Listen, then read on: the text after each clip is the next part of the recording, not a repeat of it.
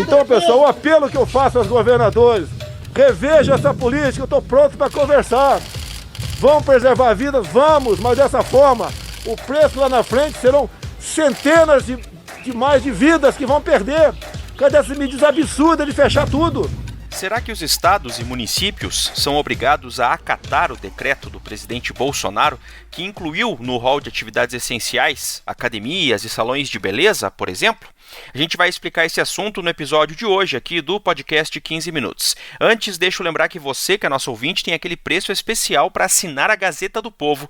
São só 99 centavos nos 2 primeiros meses. E assinando a Gazeta, você tem acesso a todas as reportagens, colunas, conteúdos exclusivos e, claro, apoia aqui o nosso podcast. Só 99 centavos nos 2 primeiros meses. Aproveita e clica no link na descrição do episódio de hoje. Governador, prefeito, né, que porventura entrou nessa onda lá atrás, faça como já fiz algumas vezes na minha vida, se desculpa e faz a coisa certa. O presidente Jair Bolsonaro já deixou mais do que claro que não concorda com as medidas de distanciamento social que incluem, por exemplo, o fechamento de atividades do comércio. Uma das alternativas encontradas por ele para tentar, de certa maneira, forçar a reabertura da economia é a edição de decretos que incluem algumas atividades no rol dos serviços considerados essenciais. Estas, portanto, não poderiam deixar de funcionar mesmo no período da pandemia. O último desses decretos foi aquele que incluiu academias e salões de beleza entre essas atividades essenciais, o que, claro, gerou bastante polêmica. Hoje, aqui no 15 Minutos, eu convidei a editora de República da Gazeta do Povo, Fernanda Trisotto, e a ideia é explicar o seguinte: estados e municípios precisam necessariamente obedecer a esses decretos federais, ou isso pode ser até objeto de uma batalha jurídica? A gente explica a partir de agora. Academias, salão de beleza e cabeleireiro também. Isso aí é higiene, é vida. Bom, Fernanda, a gente falou até recentemente aqui no 15 Minutos, mas só para a gente reforçar. Quem que está incluído nesse rol de serviços essenciais, de acordo com o último decreto, né? E qual que foi a justificativa do presidente Bolsonaro para incluir esses setores, hein, Fer? Oi, Márcio. Olha, o Bolsonaro já publicou 5 decretos estipulando quais são as atividades essenciais para o governo federal. E nenhum foi tão polêmico quanto esse último, porque ele incluiu academias, salões de beleza e barbearias no rol das atividades essenciais, né? Já tinham outros que tinham liberado, por exemplo, construção civil, atividades religiosas, até locação de veículos. Mas o que repercutiu mesmo foi esse. E o que o Bolsonaro falou no dia que ele publicou esse decreto, que foi na segunda-feira, dia 11 de maio. Ele disse assim, abre aspas, saúde é vida. Academias, salões de beleza e cabeleireiros, higiene é vida. Essas 3 categorias ajudam mais de 1 milhão de empregos. O presidente está preocupado, já faz muito tempo que ele vem falando sobre isso, com a retomada da economia, e é mais uma tentativa dele de forçar mais setores a abrirem as portas em meio à pandemia, Márcio. Pois é. Bom, mas o tema aqui que eu queria tratar com você é o seguinte, tem tudo até para ser uma batalha jurídica, né? Eu queria explicar exatamente se estados e municípios são ou não são obrigados a seguir esse decreto aí do presidente Bolsonaro, porque tem toda aquela situação envolvendo a decisão do Supremo Tribunal Federal, né? Que atribuiu aos estados a decisão sobre o abre e fecha, né? Exatamente, Márcio.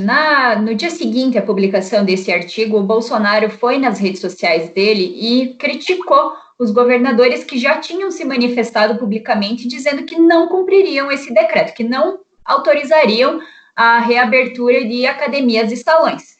Ele até falou que os governadores que não concordassem deveriam ajuizar ações na justiça ou entrar com um projeto de decreto legislativo por via congressista, falou sobre afrontar o Estado democrático de direito, o afloramento de autoritarismos indesejáveis no Brasil. Mas, na verdade, os governadores não precisam acatar esse decreto justamente pelo que você lembrou, que é a decisão do STF. Eu pergunto, eu estou vendo muitos prefeitos reclamando que querem botar a tua cidade para trabalhar e o respectivo governador não deixa. Tem cidade que não tem um caso do vírus e está quase completamente fechada. Agora, deixa bem claro que a decisão de dessas, a decisão de fechar o comércio, etc., pertence, né, ao respectivo governador ou prefeito, segundo decisão do Supremo Tribunal Federal. Ali em abril, o STF foi provocado por meio de uma ação direta de inconstitucionalidade a se pronunciar sobre qual é o papel, né, da União e dos estados e municípios nessa questão relacionada à saúde, no caso especificamente as ações do coronavírus. E o STF entendeu que não é um papel do governo federal determinar o que abre e o que fecha, porque a Constituição de 88 já diz que em casos de saúde, e alguns outros casos, mas especificamente nesse, estamos falando de saúde, existe o que eles chamam de competência concorrente. Então, tanto a União quanto estados e municípios podem legislar sobre o assunto. Aí, qual que seria mais ou menos o papel da União? Ser um norteador, mas as decisões que valem mesmo são as dos gestores locais, porque é o prefeito que sabe a melhor realidade da sua cidade, o governador que sabe o que está acontecendo no seu estado. Então, o governo pode dizer que ele tem 50 e poucas atividades essenciais liberadas, mas quem vai liberar de fato são os pequenos, são os governadores e são os prefeitos, porque eles sabem como é que está a situação da epidemia naquele lugar e qual é a capacidade do sistema de saúde deles para atender esses casos, né? Porque o isolamento social é feito para não colapsar o sistema de saúde, então essa decisão é do, digamos assim, do menor, do ente menor. A decisão de prefeito se sobrepõe à de governador e a decisão dos governadores também se sobrepõe à da presidência.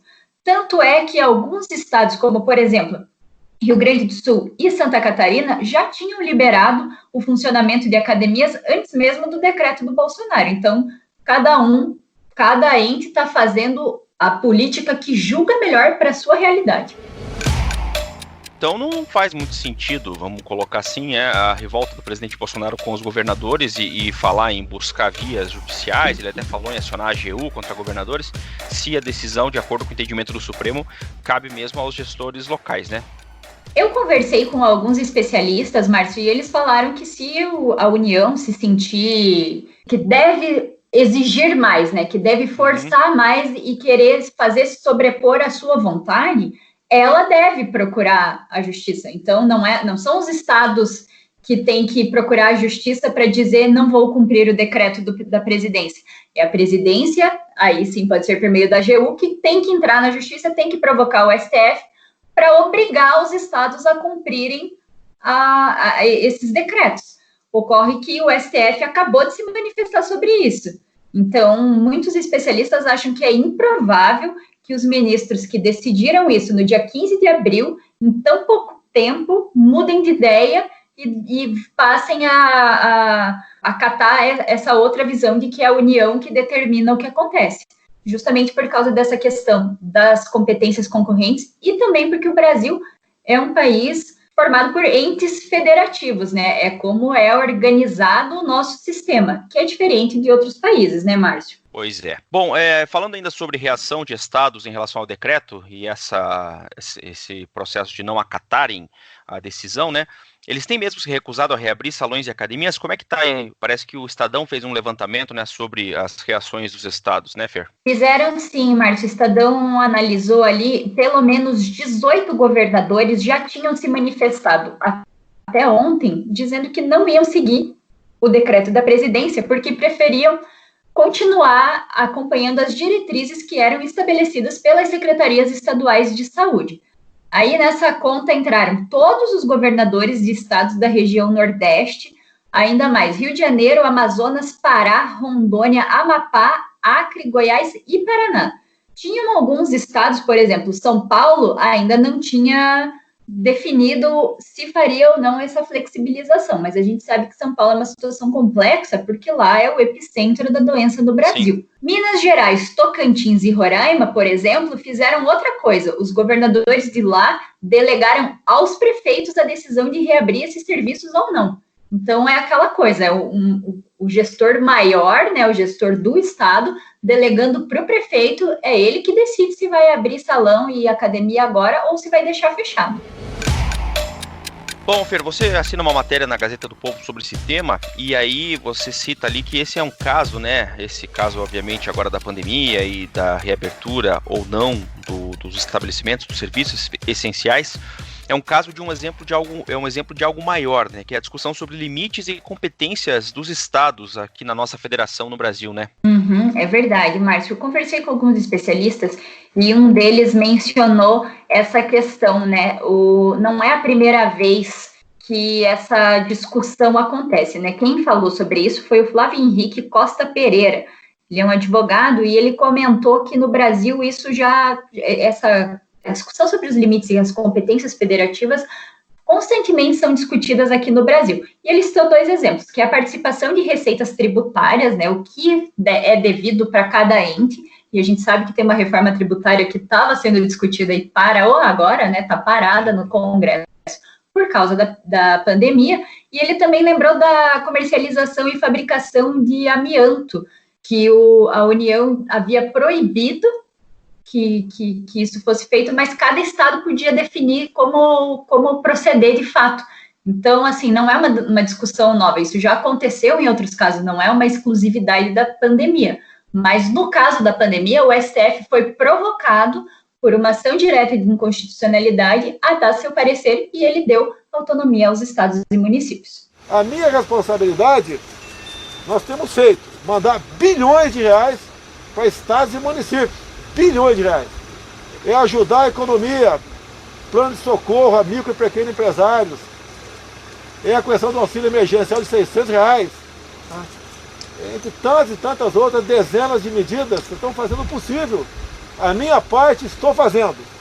Agora, a questão de abrir o comércio de forma racional, responsável, pertence aos governadores e prefeitos. Bom, para a gente fechar e voltando então à questão da pandemia, né? Qual seria então o papel da União nesse combate à pandemia, hein? Já que não cabe a ela, né, segundo o STF, determinar, por exemplo, essa situação da abertura e fechamento de comércio e etc. Foi uma unanimidade com os especialistas com quem eu conversei que eles defendem que o papel do governo federal é coordenar as ações da pandemia, né?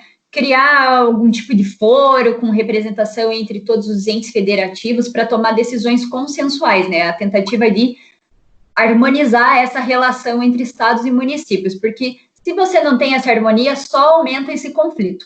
Hoje, né, dia 14 de maio, que é quinta-feira que a gente está gravando esse programa, o Bolsonaro falou que está disposto a conversar com os governadores. Então, pessoal, o apelo que eu faço aos governadores, reveja essa política, eu estou pronto para conversar. Vamos preservar vidas? Vamos, mas dessa forma, o preço lá na frente serão centenas de mais de vidas que vão perder. Cadê essa medida absurda de fechar tudo? Mas, poxa, só falou agora e ainda num tom crítico, dizendo que eles têm que parar com esses decretos, com essa mania de querer fazer o isolamento social. Então, assim, o presidente também tem que refletir ali sobre as escolhas de palavras que ele usa, porque a relação já está muito conflituosa entre as duas partes. E agora é a hora dele, como presidente do país, coordenar as ações para que a gente tenha um plano que seja mais ou menos execuível, que dê para ter um norte para os estados também seguirem, para a gente conseguir superar essa pandemia o mais breve possível, Márcio. Pois é. Fernanda Trisotto, editora de República da Gazeta do Povo. Obrigado, Fer. Até a próxima. Até mais, Márcio. Olha, ainda nesse contexto da guerra do abre e fecha, vamos dizer assim, entre o presidente Jair Bolsonaro e governadores pelo país, é claro que um dos que tem aparecido como principais rivais do presidente é o governador de São Paulo, João Dória. Pois bem, nesta quinta-feira, o presidente Jair Bolsonaro sugeriu a empresários jogar pesado, nas palavras dele, com o governador de São Paulo, João Dória, para evitar o chamado lockdown no estado. Foi em uma videoconferência promovida pela Federação das Indústrias do estado de São Paulo. Bolsonaro disse que há uma guerra e que há uma tentativa política de quebrar a economia para atingir o governo Bolsonaro. Diz o presidente da República, que João Dória está decidindo o futuro da economia do Brasil e falou que os empresários então têm que chamar o governador e jogar pesado, porque a questão é séria, é guerra, foi o que disse o presidente da República. O governador de São Paulo, João Dória, respondeu nas redes sociais. Pelo Twitter, disse que mais uma vez o presidente Bolsonaro deixa de defender a saúde dos brasileiros para atacar quem está trabalhando para proteger vidas. E no final, diz assim, abrem aspas, acorde para a realidade, presidente Bolsonaro, saia da bolha de ódio e comece a ser um líder, se for capaz, fecham aspas, foi o que tuitou o governador de São Paulo. Pois é, esta guerra continua em meio à pandemia do coronavírus. Ponto final nesse episódio do podcast 15 Minutos da Gazeta do Povo. Eu lembro que o 15 Minutos conta com a participação da Maria Scrocaro e da Jennifer Ribeiro na produção, a montagem é do Leonardo Bestloff e a direção de conteúdo do Rodrigo Fernandes. Eu sou o Márcio Miranda e agradeço muito a sua companhia. Até mais!